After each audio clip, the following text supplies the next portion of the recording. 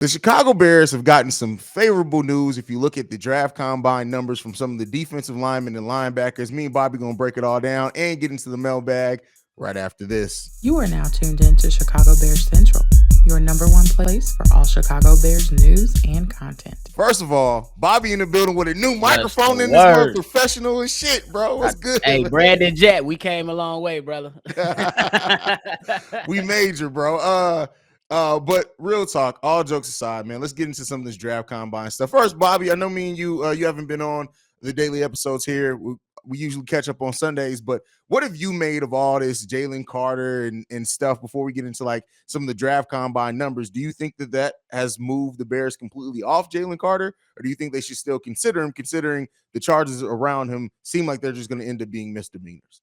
You got to do your due diligence. If they are misdemeanors, you still have to evaluate their talent. It was something I really wasn't aware of with Lyle Collins and how he was a part of a murder investigation, and it really took him out of the entire draft, and then he was found not guilty. So don't, you know what I'm saying? Let's just wait and see how it all play out. I don't know if the Bears have that much. Well, we got like 2 months before the draft anyway, so I still say you wait and see what happens, but you also have your contingency plans in place. That's fair. That's fair. Are you still leaning towards Jalen Carter, or are you more Will Anderson at this point? I would still stick with Jalen Carter if it came down to it. Like I said, the man is driving a track hawk. I don't even drive a track hawk because all these NIL deals that's going on. So sometimes these guys just need a little bit more mentorship. You know what I'm saying? Some vets to take them under their wings so they can, get on their straight line. That's fair. That's fair.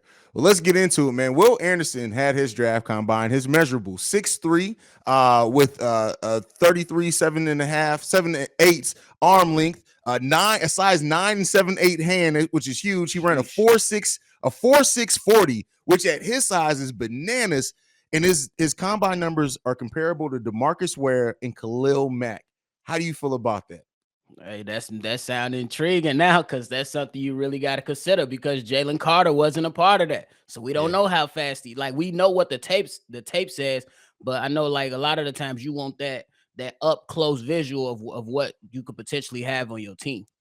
Absolutely. Absolutely. And then Georgia's Nolan Smith, he ran a sub 440, bro, Faster at his than size. Stephon Diggs. Bro, that's bananas, fam. Like when I saw that number, I was literally like, hey, bro, that's crazy to me. That puts him in line with like a Nick Bosa, bro. And I know he's slated to go much lower than Jalen Carter and Will Anderson. But I tell you what, if the Bears do end up trading with like a Houston Texans and they get that the second and 12th, you may have to look at Nolan Smith as well, bro, because those numbers are bananas, bro. Yeah, because they still need major help in that linebacking core. So it's something you definitely can't ignore, bro. Especially with a guy with showing speed like that can run sideline to sideline, and you pair him up with a guy that's very instinctual, like a Jack Sanborn. That's a good combo. Yeah, overall, the numbers from linebackers and edge rushers in this draft, a lot rated very well. And here's what I'll say. I know we've been talking about it. On the offensive line, I definitely want to see veterans because they already got a lot of young pieces. But the Bears could literally walk away from this draft, even with their lower second round picks, with probably 2 starters on their defensive line. Do you think with the depth that we're seeing on defensive linemen and linebackers in this draft, and linebacker also being a position that the Bears do, the only starter we're bringing back is Jack Sanborn right now. Do you think that the Bears are going to walk away with quite a bit of starters on that defensive end just from this draft, not even free agency? Yeah, I think that's what they potentially do. And if you look at what the Jets did last year, they locked up a lot of key pieces on their team. So if the Bears can pull off something similar to that, the Bears will be in good favor for years to come. So you just got to continue to evaluate their talent and make good choices. And then Northwestern's Abdouar, I think is how you pronounce, 282 pounds, but ran a 4.9 40-yard dash, bro. His he's expected to be an interior defensive lineman. But I tell you what, bro, like, first of all, I don't know what they feeding kids nowadays, bro. For players of this size to run sub 440, like 40-yard dashes, bro, that is ridiculous, bro. That is ridiculous, and that just tells what the hell has been going on these last few years. Everybody getting bigger, stronger, faster, and shit. A lot of these linemen seem like they just built like crazy. It's the defensive line group they got some crazy measurables that they putting out there. I tell you what, if you're a quarterback in the modern day NBA, I mean in NFL, you about to be hit a lot, bro. Like Bro. because like these defensive linemen, bro. Do you remember when it was like if you were a 280-pound defensive lineman, bro, if you ran like a 540, it's like, all right, cool, we good. Like as long as you strong, you good. You now combining size and strength that's used to being at linebacker, bro, on the Right. defensive line. That's crazy, man. And putting them on the edge and say, yeah, come on, every play. Because if For you sure. think about it, back then, interior D lineman was down at 400 pounds. Now they Bro, just like dropping all the weight and getting faster. yeah. Overall, the day one of testing from a lot of these players, bro, is banana. What's his name? Kalijah Cansey. He broke the Aaron Donald's record for 40-yard dash. Like that's crazy, bro. That's what I'm saying. That don't make no For a sense, defensive tackle, like it's bro, the talent coming in this draft. Like I tell you what, I'm glad that Ryan Poles got all the draft picks, and we probably got more coming when we trade the number one overall pick. Because as we're looking, you know me, I'm a defense guy. I want to see the monsters of the midway back, and we got so many opportunities to get that back with young players, and then you're going to look at like we're literally could have a starting defensive unit in all levels that most of the major players are 27 and below in age, bro. That's what you want. That's So exactly what you want. I love what the potential to come in this draft is going to be, man, and we'll see how Ryan Poles capitalizes on that, man. The draft combine is my first time covering it in this area, like having this platform and covering it. I always kind of look at the numbers, but like just doing a deep dive in it now, it's just like, hey, man, these dudes can play, bro. For real, bro. And it's just good to see. It's just good to see, sure. especially be involved with it now. Cause back then, like I used to just, catch some drills here and there, but now we definitely invested in it and seeing these guys just doing what they do. So shout out to them. For sure. I mean, being invested in these players and what they can do and their possibilities, and having a GM that we've seen too, like be able to just find talent lower in the draft. Like you have this much talent up in the draft. I can only imagine what he's going to do over the course of this draft with how many draft picks we're going to have. But getting off that, let's get back into the mailbag today. We got a voicemail and a couple of comments that we're gonna get into, man. We're gonna play this voicemail first. Let's go and get it now. Make sure the levels are right. What up, Hayes? It's your boy Rory, man. Hey, man, I just want to say, man, you should be a sport analysis or a commentator or something, man. You got skills, Hayes. You know what I'm saying? I ain't saying, you're doing a bad thing with your podcast and everything, but you got skills, man. You should be a like I said, sports commentator or a sports analysis / comedian. Because you, C-Dub, and Bobby, man, y'all be having me rolling with some of the stuff y'all say. And I love that because y'all not biased. Y'all keep it real. Y'all don't sugarcoat nothing. Even if it's the home team, y'all still get in that butt. You know what I'm saying? But I love the show. But I just want to say, man, with the Jalen Carter situation, bro, hey, man, so what – I mean, I want to hear your opinion, man. Like, what do you think, like, what's our options now? I mean, if he's found guilty, which I hope he's not guilty, you know what I'm saying? Because, I mean, I don't sound insensitive. It really doesn't has anything to do with his talent, you know what I'm saying? Because they said they might hurt his draft capital or whatever, you know what I'm saying? But it really doesn't has anything to do with his, his talent, you know what I'm saying? As far as drafting him, getting him on the team, you know what I'm saying? But I know, other teams, I mean, these professional teams, they be looking at him like that's a red flag.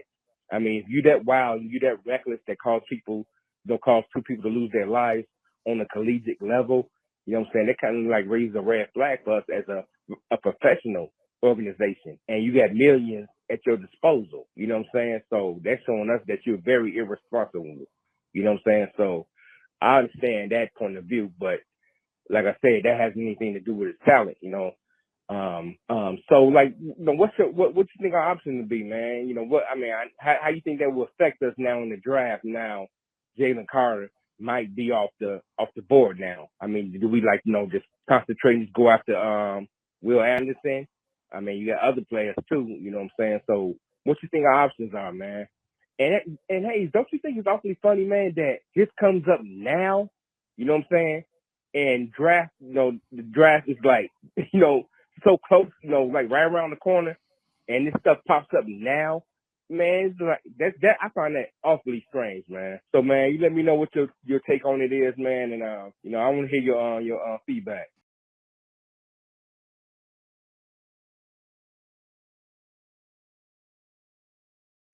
All right, man. So Rory, shout out to Rory for leaving that voicemail. Here's what I say: it was weird timing. The fact it was day one of the draft combine, right before he was actually scheduled to start to speak. That got released on top of that, so there is a little bit interesting with the timing of everything there. But as far as like how it affects his draft stock and stuff like that, the way I look at it is this: the organization is going to do their due diligence anyway. They're going to do all the research on everything. It right now it looks like 2 misdemeanors. That doesn't stop it from turning into other charges down the line. And I do think that it is going to throw up a red flag. We can absolutely see him drop in this draft considerably. He could drop to the lower in the first round. I don't think anybody's going to let him get lower in the first round, especially with it being misdemeanors. Now, if it was like he's going to jail and gonna have to go through trial, that could change some things. But I think what the Bears are going to do their due diligence. They're going to do their research. They're going to see if he's going to be somebody that they can mentor mold.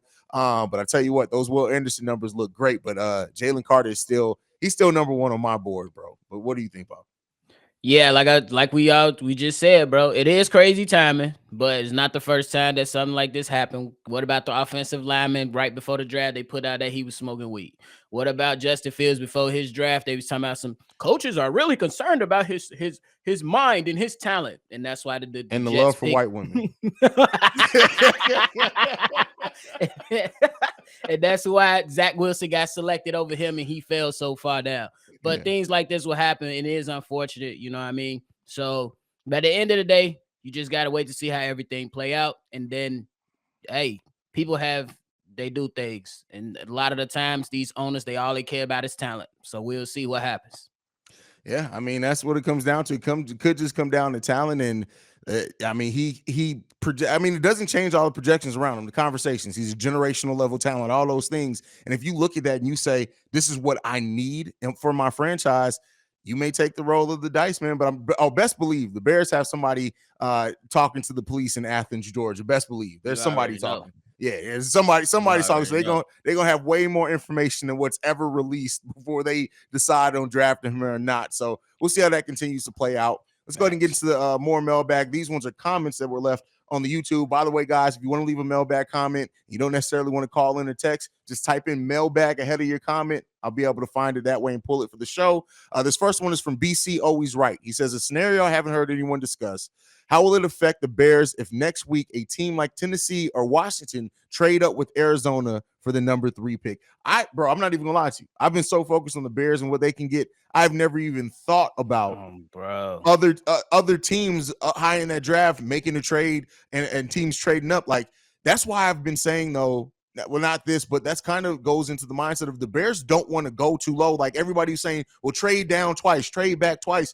You don't want to go too late because you don't know what some of these other teams are going to do. And if they have Will Anderson on their board, knowing that some top teams are going to go quarterback, they could potentially be trading a lot of way to try to draft Will Anderson. So even if the Bears do trade with the Colts and move back to 4, there is a chance there. And if Will Anderson, for example, is off the board by then I think they definitely may take Jalen Carter at that point, regardless of what's going on. What do you think, Bob? I'm with you, bro. I ain't even think about it either until now, like, to be honest. And then I'm with you, bro. Like you said, a lot of people saying trade back twice. Me personally, I say just take the best deal, but don't be greedy because sometimes that can bite you in the behind. So, you know what I mean? I would, and then honestly, I would, if you're gonna trade it, bro, especially how Ryan Poe's talking, I feel like he's saying a little too much. I believe he still has some leverage. But I believe he might as well just go ahead and get it over with if you can to see who wants the first round, the first overall pick, and the best deal wins. And then so you could just focus on your free agency and focus on your draft. But great question by BC Always Right. They definitely got to think more about that one for sure. Yeah, definitely got to think about that one. All right, this next one is from LA Thinker Brand. Says, do you think in today's NFL, the definition of dominant defense has changed? What I mean is at one time, defenses could literally shut down offenses. In the game today, I think dominant is actually opportunistic, a defense that forces, recovers, fumbles, intercepts the ball, and sacks the quarterback. Teams are going to score in today's game, but instead of locking a team down, perhaps the goal has drifted to stealing 1, 2, 3 possessions a game. I don't think we'll ever see an 85 Bears defense or Steel Curtain or the Ravens in their time again. I think under current rules, we're going to see 20, 40 points per game by both teams, and the good defenses will be judged by the ability to get their team the ball and giving their offense more opportunities. That's a very insightful. Very good point. That is a great point. That may be the best mailbag question or comment we got yet, bro. I'm not even going front on you. I mean, yeah, that's that. If you look at sports and just like the NBA, like there are more points being scored now than ever before. And I do think that when you look at the defense that we do look at dominant, they are defenses that sack the quarterback and force turnovers. And also, I think when you have that bend don't break, I'm going to add another layer to that. If you can get stops in the red zone, right? Not going to stop them every time, but if you can get stops in the red zone, I think those are the things that play into dominant defenses nowadays. What do you think, Bob? I think what plays into dominant defenses now, especially with, like you just mentioned, with the uptick in scoring, you're not really going to shut people down like that. But if you look at the San Francisco 49ers and what they was able to do, I think you have to have a balance of good defensive players, but you need a balanced attack on offense, because now with the pace moving so much faster and you can't press as hard as you used to. You can't hit the quarterback as hard as you used to. You got to have your offense on the flip side being able to retain possession a little bit longer so your defense doesn't wear down a lot faster, because the game is sped up so much. So, but yeah, that's what I got for that. They just got to go ahead and it's about stealing those possessions, bro. Yeah, I mean that's really the name of the game. So yeah, and if you can hit quarterbacks and stop and stuff the run, that helps as well too. And I think hopefully the Bears are building that defense. Hopefully in a couple of by next season we talking about the Bears being a dominant defense. At least that's what I hope. I hope so. You just gotta wait and see. You never know.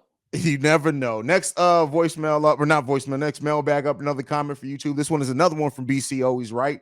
He says, Jalen Carter is by far my head and above number one choice for our top draft pick. But I'm actually with C-Dub. I believe the kid Tyree Wilson from Texas Tech may be a better fit in with the 4-3 than Will Anderson as our 1B choice. Now, I will say this. I talked about this on yesterday's Daily. Tyree Wilson has had 2 meetings with the Chicago Bears, so they may be thinking that as well.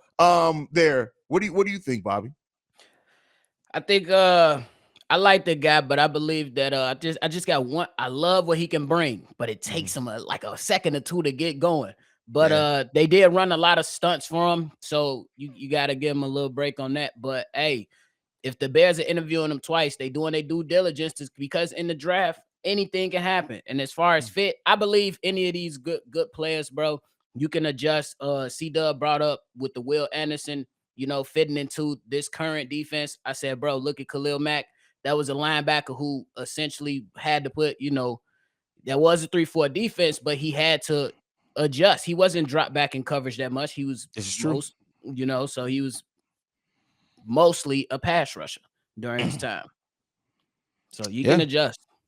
Yeah, I mean, it really comes down, like, part of what you're betting on in the draft is talent. And sometimes you just have to take the best talent and worry about the fit later. And you would think that a lot of these players are smart. Like, just because they played in that system in college doesn't mean that they can't adapt to different systems. So, you may see players that are technically better scheme fits, but with the talent level of some of these players that are above them, you got to hope that they're going to be able to figure it out. They're professionals. They're going to be put in different schemes probably throughout their career. So, you hope with that. But I mean, these are all things that I bet Ryan Poles, the coaching staff's looking at, hearing even Matt Eberflus and talking about what he wants from a defensive. I tell you what, every time I hear Matt Eberflus talk about it's so different when Matt Eberflus talks about offense than defense. Like, you see this man's whole energy change when he talks about the defensive side of the ball, bro. That is so crazy to me.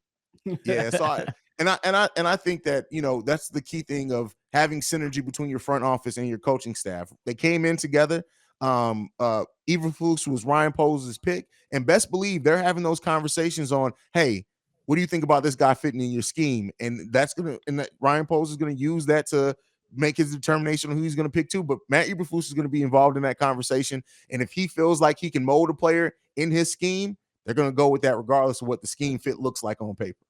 Facts, and I trust Eberflus with developing those young guys too. Just because look how good that defensive backfield was, and then look what they was able to find in Jack Sanborn. And shout out, hey Dominique Robinson, you putting it out there that you out there working with specialists, pass rusher specialists. We need to see something, brother. We need to see something. Man, I tell you what, the flashes that Dominique Robinson showed, bro, and I was so excited when he got into that starting lineup, bro. And that about 2 games into that, I was like, oh man, what happened, bro? What happened? Because I was hyping him. Remember, I was like, he needs to start. I was with you, bro. That's deep, and it was man. very unfortunate, man. But we got to see something. Yeah, we definitely got to see something, bro. When it all's said and done, I'm gonna ask you this question before we leave today. If you had to put your money right now, Jalen Carter, Will Anderson, Tyree Wilson, or do you think Ryan Poles does a curveball and doesn't even go defensive line in that first round? Where do you think the Bears are gonna go when it's all said and done? Now you talking about money, because I was like, damn, bro got a little legal trouble that he got to find out. Yeah. I was of the mindset this man might think about trading back twice and just saying, fuck it, I'm going offense, give me an offensive guard, and then with the second pick in there. But I'm gonna put my money still on Jalen Carter. I believe that since we know that there's gonna be misdemeanors, I believe he can get past that, and I believe that he found a mentor and he get corrected. You know what I'm saying? He just made it. He was at wrong place, wrong time, doing stupid stuff. Young kids, Yeah, I mean, listen. I tell you what, I won't say for everyone. Especially when I first got my first car, it was not first car, but I had a Chrysler 300. That mug was Ferrari red. It was beautiful. I was racing my boy in his Charger all day long. We make stupid mistakes when we young, bro. Yeah. So I mean, let's hope that that's what it was. It is unfortunate that somebody lost their life in it, but we'll end up seeing what happens, man. But that is it for us for today. Bobby, go ahead and send us on, bro. All right, man. If y'all want more from me, hit me up on Shy Bulls Podcast with C-Dub, and then make sure y'all go ahead and follow the main man at CEO Hayes. And y'all keep tuning in. We still got time. Free agency ain't even pop off yet. That's when the video is going to be dropping, so get ready. Oh, best believe when free agency comes, we're going to be dropping videos every time a signing is announced, man. We about to be working this offseason. That's all I can say. You already know. But you guys can follow us collectively at Shy Bears Central. You can send us any feedback, questions, comments, concerns, ChicagoBearsCentral@gmail.com. Lastly, if you want to leave a text message and or voicemail like you heard played on today's episode, 773-242-9336. We are the number one spot for everything Chicago Bears related. Like I like to end every episode on. Bear down, motherfuckers. Peace, y'all. This has been a presentation of the Break Media.